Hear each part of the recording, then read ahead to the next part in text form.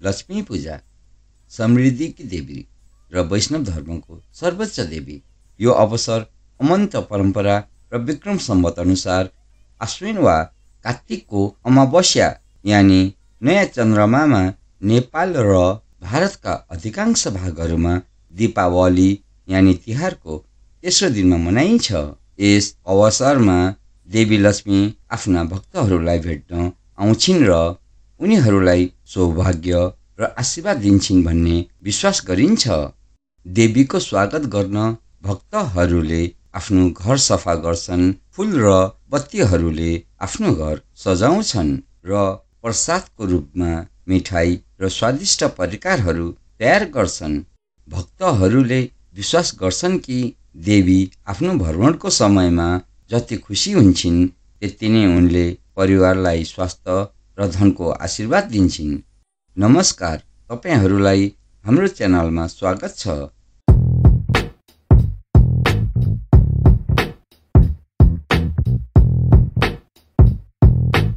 यदि तपाईँ यस च्यानलमा नयाँ हुनुहुन्छ भने च्यानललाई सब्स्क्राइब गरी हाम्रो परिवारमा जोडिनुहोला।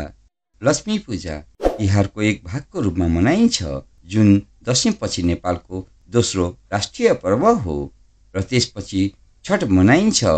नेपालमा तिहार 5 दिनसम्म मनाइन्छ, जसमा पहिलो काग तिहार, दोस्रो कुकुर तिहार, तेस्रो गाई तिहार र चौथो लक्ष्मी पूजा हो।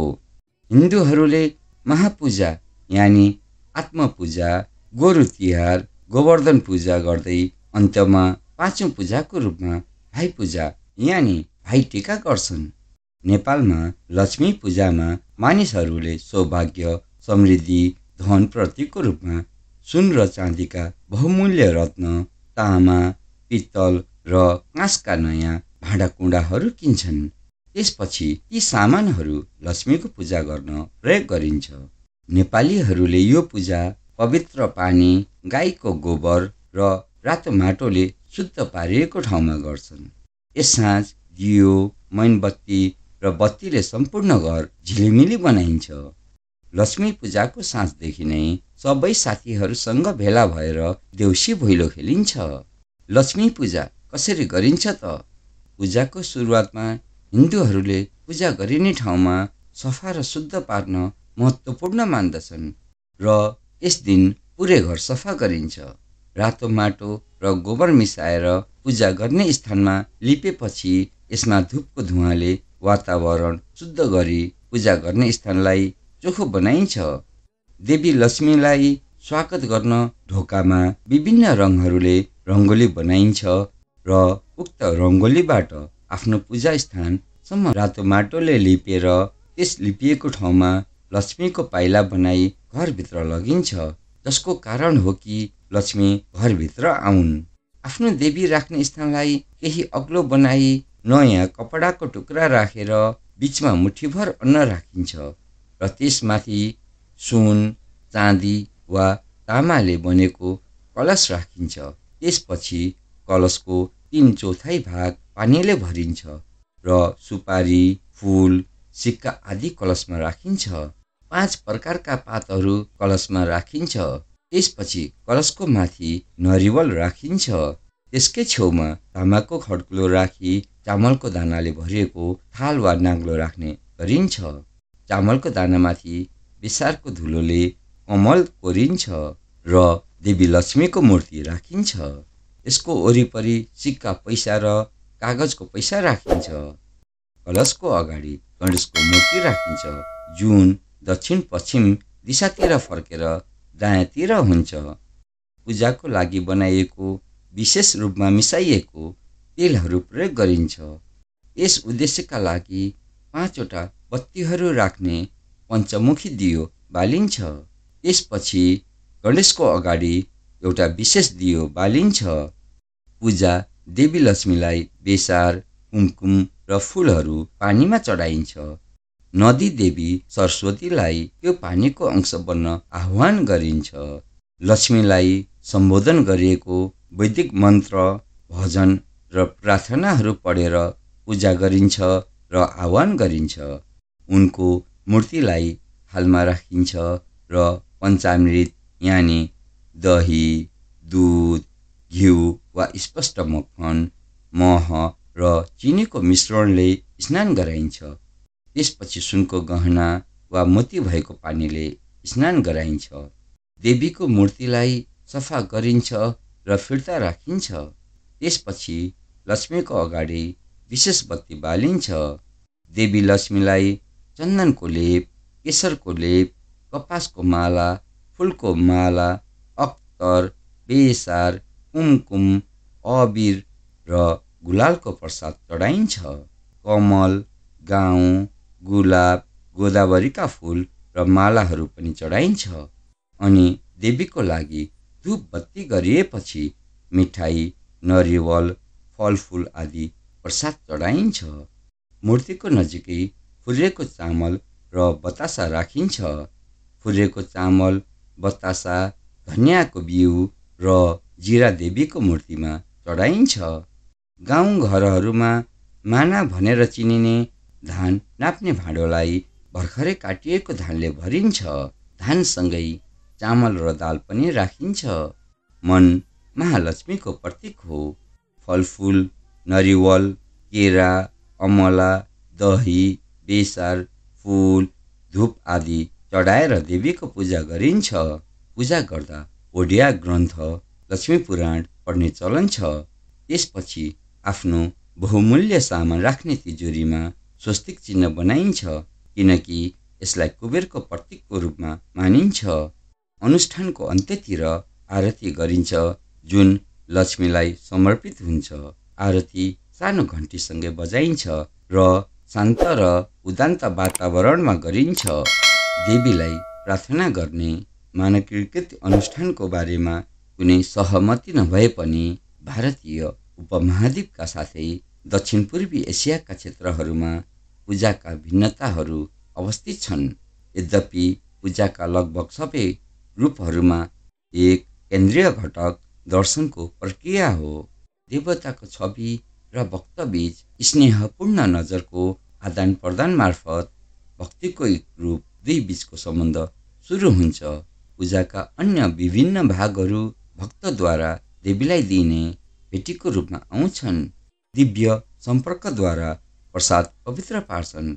भक्तले त्यसपछि वितरण र उपभोग गर्न सक्छन्। आसाम, ओडिसा र बङ्गालमा यो पर्व विजयादशमी र दुर्गा पूजा पछिको आश्विन पूर्णिमाको दिन मनाइन्छ। यो पूजालाई कोजागोरी लोक्सी पूजा पनि भनिन्छ। महिलाहरूले साँझमा आफ्नो घर सफा गरेपछि रझुन्टी, अल्पना वा रङ्गोलीले आफ्नो घरको भुइँ सजाएर देवीको पूजा गर्छन्। लक्ष्मी पूजाको रातमा देवी लक्ष्मी पृथ्वीमा घुम्न आउने विश्वास गरिन्छ। उनी आफ्नो स्वागत हुने घरहरू खोज्छिन्। जहाँ उनी प्रवेश गर्छिन् त्यहाँ समृद्धि र सौभाग्य फैलाउँछिन्। लक्ष्मी पूजाको साँझमा मानिसहरूले लक्ष्मीलाई स्वागत गर्न आफ्नो ढोका र झ्यालहरू खोल्छन् र उनलाई भित्र बोलाउन आफ्नो झ्याल र बाल्कनीको किनारमा दियो बत्तीहरू बालेर राख्छन्। साँझ नजिकिँदै गर्दा मानिसहरूले नयाँ लुगा वा आफ्नो उत्कृष्ट पहिरन लगाउँछन्। त्यसपछि दियो बाली लक्ष्मीलाई पूजा गरिन्छ र भारतको ठाउँअनुसार सामान्यतया गणेश, सरस्वती वा कुबेरलाई लक्ष्मीको धन र समृद्धिको प्रतीक भएकोले उनको आशीर्वाद आगामी राम्रो वर्षको लागि आह्वान गरिन्छ। आमाहरूलाई लक्ष्मीको एक अंश, घरको सौभाग्य र समृद्धिको रूपमा मूर्त रूप दिएको देखिन्छ। केही हिन्दूहरूले मन्दिर र घरहरूको बाहिरभित्र तेलले भरिएका साना माटोका बत्तीहरू बालेर घरभरि उज्यालो गर्दछन्। केहीले नदी र खोलाहरूमा दियोहरू बालेर बगाउँछन्। दिनभरि आफन्त र साथीहरूलाई भेटेर उपहार र मिठाईहरू आदान प्रदान गरेर महत्त्वपूर्ण सम्बन्ध र मित्रतालाई पनि मान्यता दिइन्छ। देवी लक्ष्मीलाई सरसफाइ मनपर्छ र उनी सबैभन्दा पहिले सफा घरमा जान्छिन् भन्ने विश्वास भएकाले यस दिन बेसार र सिन्दुरको भेटी चढाइन्छ।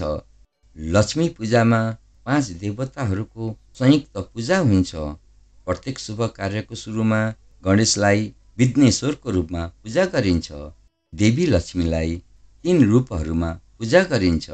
धन र समृद्धिकी देवी महालक्ष्मी, ज्ञान र सिकाइकी देवी महासरस्वती र महाकाली। देवताहरूको कोषाध्यक्ष यानी कुबेरको पनि पूजा गरिन्छ। बङ्गालमा विजयादशमीको 5 दिनपछि शारदा पूर्णिमाको दिन लक्ष्मी देवीलाई पूजा गरिन्छ।